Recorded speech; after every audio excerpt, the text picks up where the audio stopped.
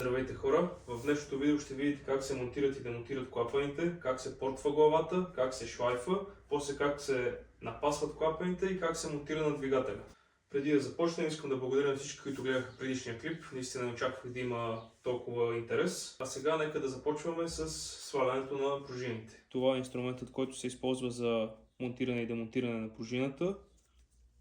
Но за демонтирането аз ще ви покажа как може да го направите без инструмента. За тази цел ще ви трябва камък 15, примерно с удължение. Слагате го така на клапана, взимате един чук и удряте. И кученцата едно по едно падат.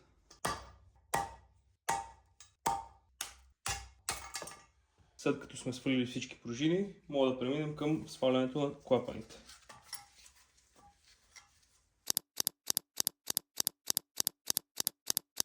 След като сте свалили всички клапани и шпилките за колектора, взимате една гарнитура, поставяте я така. И тук, което е от вътрешната страна на гарнитурата, всичко това от главата, този материал може да бъде премахнат. Ще ви трябва този инструмент и WD-40 да може да смазате вътре портовете. Ако се чудите колко точно може да се взима материал, сега ще разберем. Мисля, че се сещате какво следва. Тази глава ще бъде жертвана в името на науката.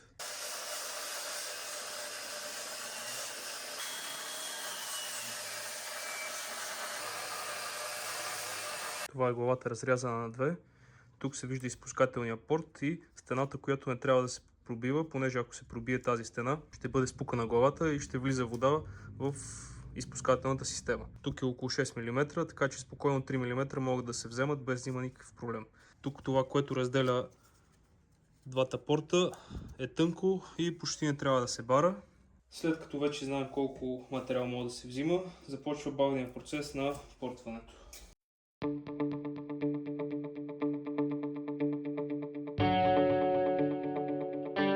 Важно е да знаете, че когато портвате от тази страна през дупката на клапана, е много важно да не закачите леглото, понеже ако го нараните, ще трябва да бъде сменено. Когато решите, че сте готови, може да сложите шкурка, не е задължително, но малко от малко да се заглади вътре повърхността. Първият цилиндър е готов. Може да видите за каква разлика става въпрос. Не е перфектно гладко вътре, но върши доста добра работа. Така да се види. Просто наистина доста се разширява. Може да видите разликата и от тази страна.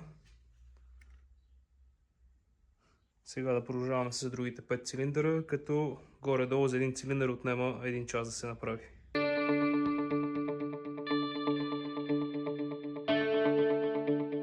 Готова е главата най-накрая. Не е перфектно гладко вътре, но това не е голям проблем. Важното е, че е доста по-голям отвора. Може да видите и от тук. Горе-долу 3 дни я правих, като не съм се занимавал по цял ден. А сега да видим как се шлайфа.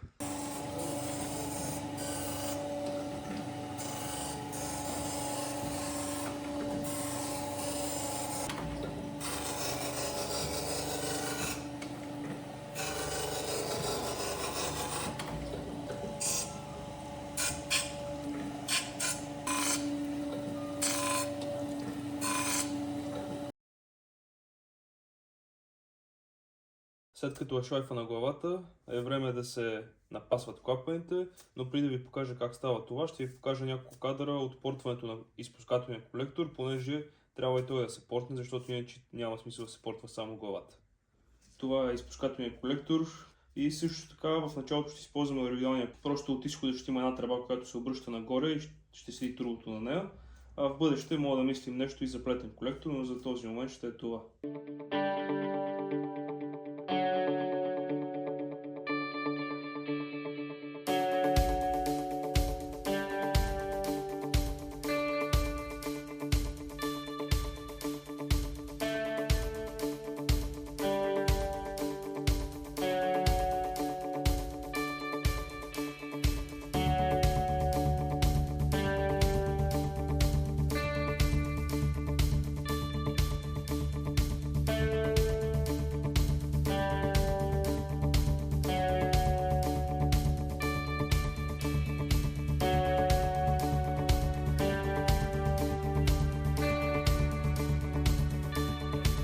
като видяхме как се портва изпускателния колектор, е време да напасваме клапаните.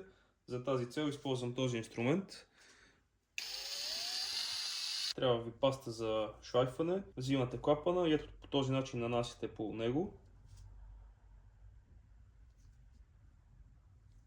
След това си го слагате на мястото. Взимате бормашината и започвате.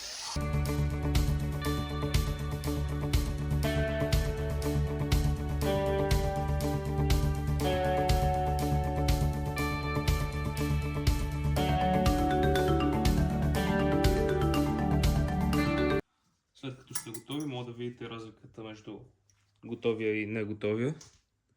Това е готовия, този още не е правен. И сега трябва да се направи това още 23 пъти.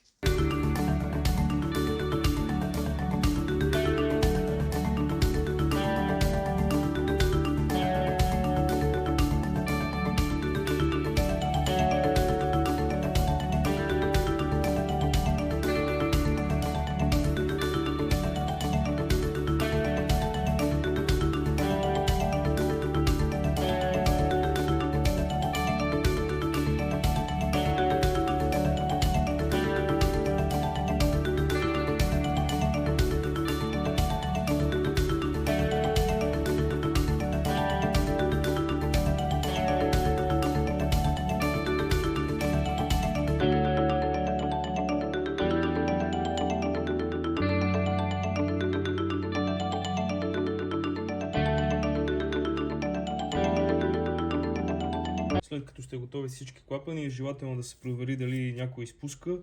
Най-лесно може да го направите с брейк клинер или с нафта. Натискате клапана и пръскате в порта. И трябва да гледате тук да не потече абсолютно нищо. Ако не потича, щом го държите с пръста, значи няма как да потече, като се сложи пружината. Ето, може да видите за какво става въпрос. Аз съм проверил всички, просто няма смисъл да показвам как става с всичките. А сега да видим как се слагат пружините. След като са напаснати и проверени клапаните, е време да се слагат пружините. Първо се слагат гумичките.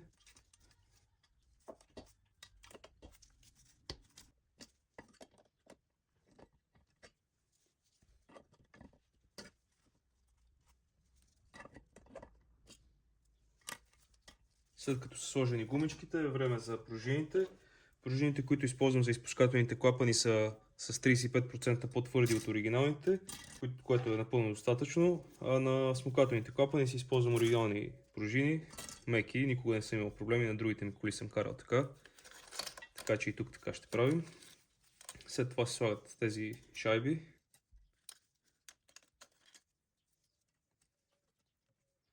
След това си взимаме инструмента, който е за пружините. Слага се ето така.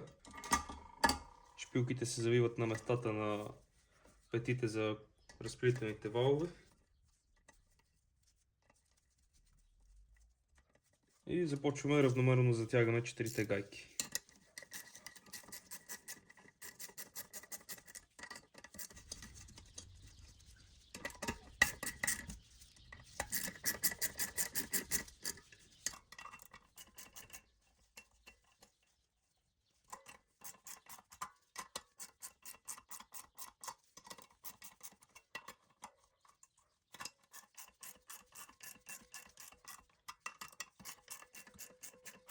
След като са натиснати пружините, взимаме си кученцата и се поставят в канала на клапана. Малко е пипкава работа, ама става.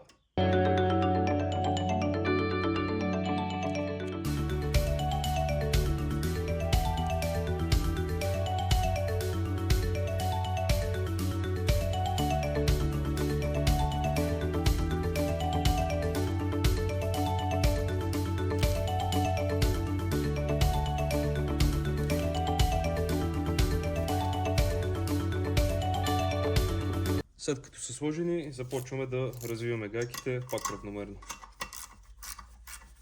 Като гледаме дали всичко влиза където трябва.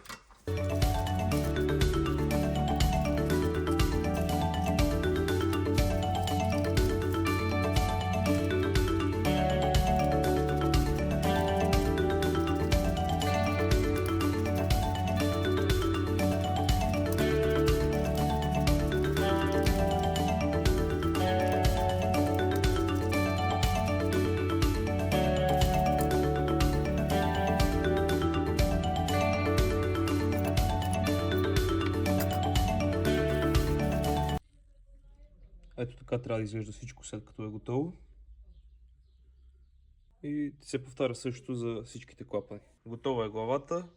Време е да я качваме. Ако някой има нужда от стругарски услуги, набиване на ризи и шлайфане на глави и блокове, може да се свържи с мен в Instagram. След като сме сложили главата, е време да смажем болтовете и да ги слагаме. Смазва се резбата и от горната страна шайбата.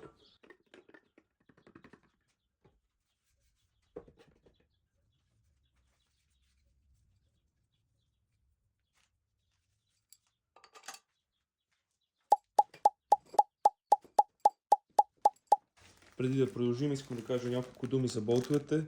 Използвам OEM болтове и оригинално се затягат на 50 нютона и 2 пъти по 90 градуса, но аз ги затягам вместо 2 пъти по 90, 2 пъти по 120 градуса и така няма надигане на главата от налягане. Правил съм го на другата ми кола, на приятели на колите. Карани са по на 3 бара и половина и никога не е имал проблем с надигане на глава или надуване на маркучи. Обаче това се прави само с оригинални болтове. Процедурата за затягането на болтовете е: затягат се на 80 нютона, после се развиват, затягат се на 50 и 2 пъти по 120, както го правя. Само че аз го правя първо на 40, после на 80 и след това ги развивам, за да не правя 80 нютона на един път. Като се затяга отвътре навънка.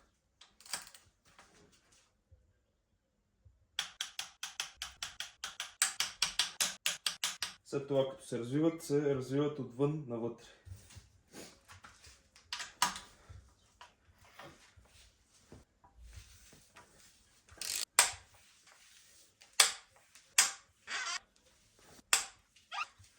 Сега за финалното затягане правим 50 нютона и 2 пъти по 120 градуса.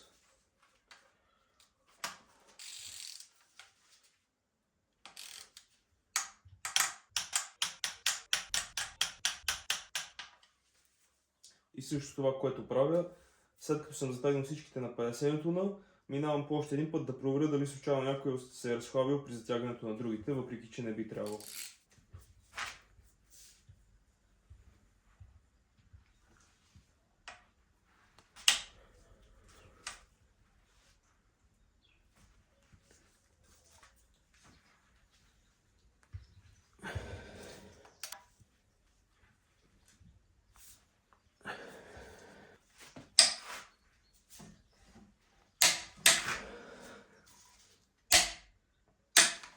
Това ще бъде всичко за този епизод. Искам да благодаря на всички, които го гледаха.